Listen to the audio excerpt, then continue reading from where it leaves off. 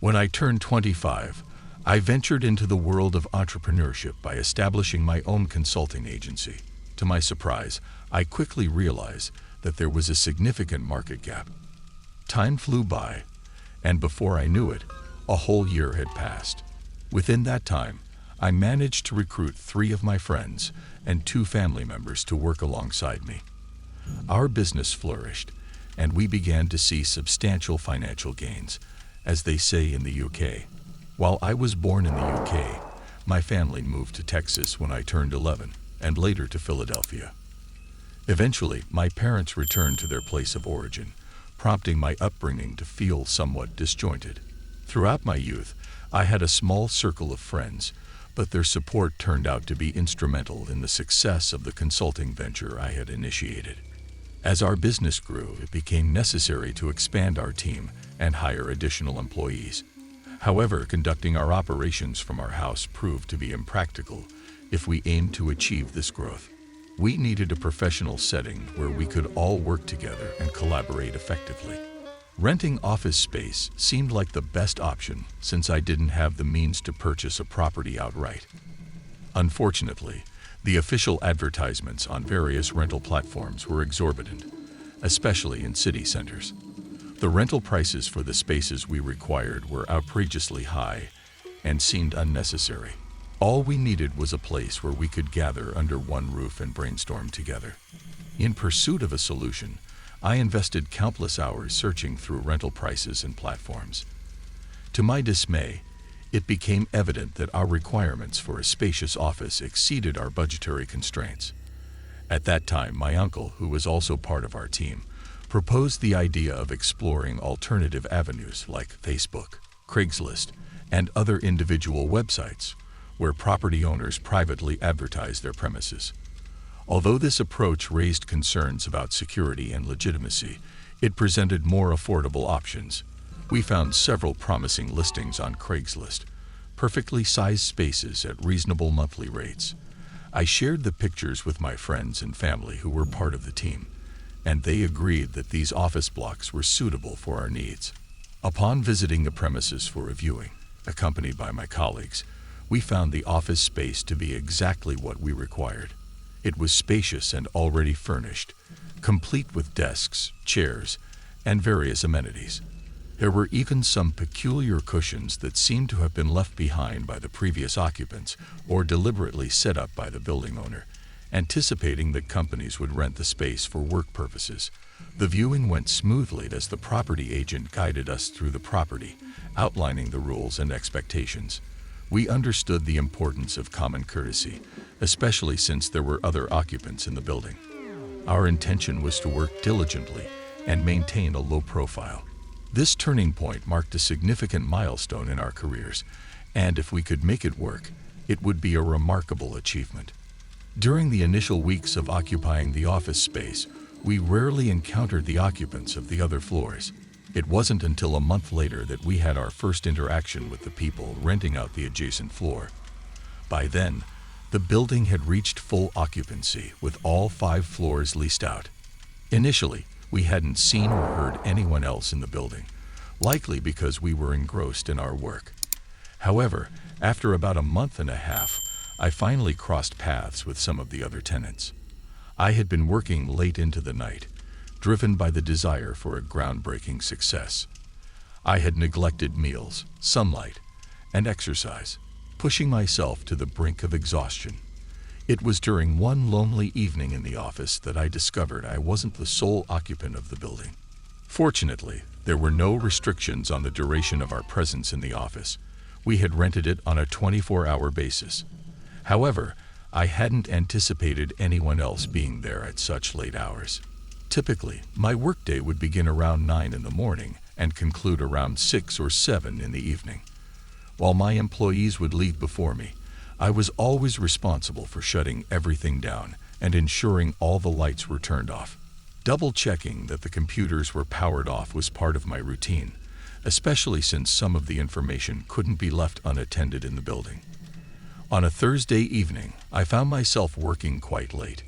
Glancing at the clock on my laptop, I noticed it was 3:31 a.m., the latest I had ever stayed. I anticipated that when I entered the elevator and glanced back at the office blocks, all the lights would be off. However, to my surprise, as I made my rounds, switching everything off and performing my usual checks, I noticed a small light on above us on the 5th floor. I couldn't help but wonder who would be there at such an hour. It seemed rather unusual, but considering the possibility of night shifts for businesses catering to clients in different time zones, I reasoned that it might not be a cause for concern. I shrugged it off, thinking it was no big deal, and attributed it to the unique nature of their business. The following day, I arrived at the office much later than usual due to oversleeping. The late nights were beginning to take a toll on my energy, leaving me drained and exhausted every morning. That day, something peculiar stuck in my mind. We hadn't been introduced to any of the other occupants in the building, nor had we ever heard them. The only thing I had noticed was the light on in room 5, which was actually located on the 5th floor. We referred to it as room 5, but it was essentially a whole floor. The next day, we began hearing faint noises coming from above us. Due to the soundproof walls and floors equipped with special membrane foam, the sounds were muffled. It seemed like people were arguing, accompanied by a woman's cries. These noises persisted for about an hour, significantly distracting us and growing louder with time. We glanced at each other, speculating about what could be happening. After an hour, the commotion ceased, and silence resumed for the rest of the day. As the days went by, the shouting and screaming grew worse. Initially lasting only an hour, it extended to 3 or even 4 hours at times. The situation became so intense that we contemplated taking the elevator to that floor and investigating. However, none of us felt inclined to confront the unsettling scene. It sounded incredibly distressing. Picture a family argument taken to the extreme, with intense hatred and threats. There were 2 distinct female voices engaged in continuous screaming, crying, and arguing, accompanied by male voices issuing orders and shouting. The shouting was invariably met with more crying and screaming from the females. Just as we were considering our options, the noises abruptly ceased, and we experienced 3 days of complete and utter silence. No arguments, cries, or screams. On the last of those silent days, I decided to work overtime again, staying until around 1 in the morning. I recall this vaguely because I had developed a habit of anxiously checking the time. Punctuality was vital for my consultant agency, as I had numerous Zoom and Skype calls to attend. Being late was simply not an option. It was around 1:15, and I was preparing to wrap up for the day.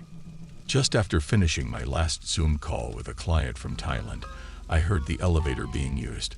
It didn't strike me as significant since throughout the day, we often heard the elevator going up and down as people went to their respective floors. However, this time, the elevator stopped on our floor, ECI, to be precise. I glanced at the digital display, indicating the selected floor, and it showed our floor at the top. Curiosity stirred within me. Could it be another coworker? At that point, I had nearly 20 people working for me, but none of them stayed past 6 p.m. Another part of me began to worry, contemplating who this unexpected visitor might be. Perhaps someone had accidentally pressed the wrong floor. Swiftly, I closed my laptop and packed it into my bag. Slipping my rucksack over both shoulders, I positioned myself in the middle of the room, uncertain of how to react. I didn't want to appear awkward, yet I also couldn't pretend to be oblivious to their presence. As I stood there, holding my coat in one hand, the elevator chimed, and its doors began to glide open to the right.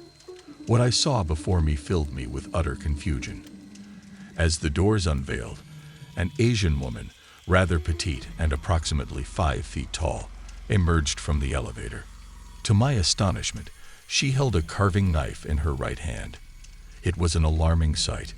In an instant, she was about to step out of the elevator, but upon looking up at me, it seemed she realized her mistake. She gasped and quickly took 2 steps back, concealing the knife behind her body. Awkwardly, she muttered, "Sorry, wrong floor," and diverted her gaze downward. As the elevator doors began to close, she pressed the button for the 5th floor.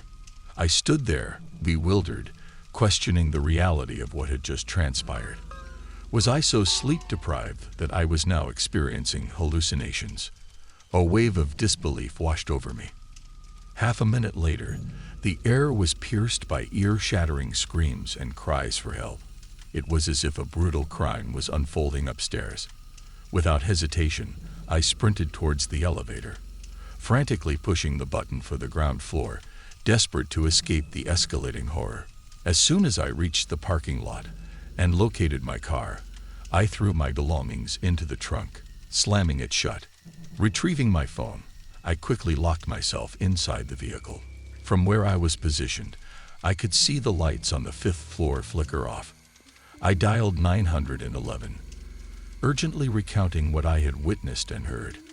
As I relayed the details, my gaze fell upon the small Asian woman, about 5 feet tall, exiting the building's entrance.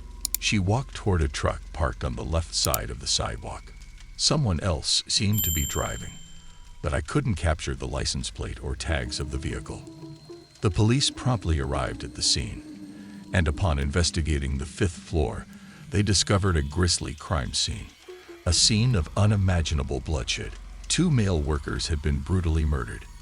The entire apartment block underwent forensic analysis, resulting in its closure for approximately 3 weeks. The investigation unfolded, and around 3 days later, they apprehended the woman responsible.